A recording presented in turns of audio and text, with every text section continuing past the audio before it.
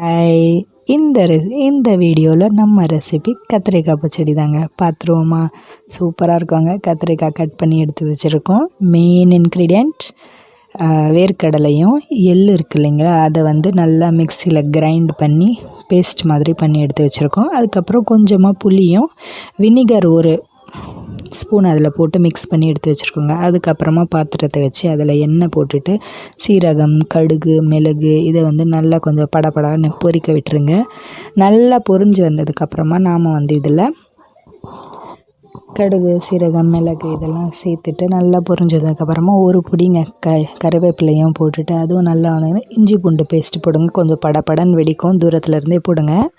அதுக்கப்புறமா நம்ம கட் பண்ணி வச்சுருக்க கத்திரிக்காயும் ஆட் பண்ணிவிட்டு ஒரு கிளறி விடுங்க.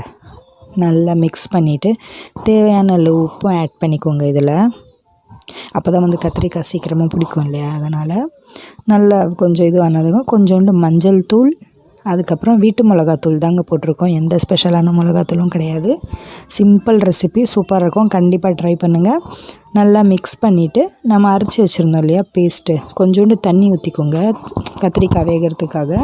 ரொம்பலாம் வேக விட்டுறாதீங்க, 50% வேகினாலே போதும். அதுக்கப்புறம் அரைச்சி வச்சுருந்த பேஸ்ட் எடுத்து இதில் ஆட் பண்ணிக்கோங்க. ஆட் பண்ணி நல்லா மிக்ஸ் பண்ணிவிட்டு மூடி வச்சுருங்க. ஸ்லோலியே வைங்க. அதுக்கப்புறமா ஓப்பன் பண்ணி நம்ம புளி கரைச்சி வச்சிருந்தோம் இல்லையா, அதை வடிகட்டியில் வச்சு இது பண்ணிவிட்டு அதுக்கப்புறம் மூடி வச்சுட்டு கொஞ்ச நேரம் கழித்து கொத்தமல்லி ஆட் பண்ணி விடுங்க.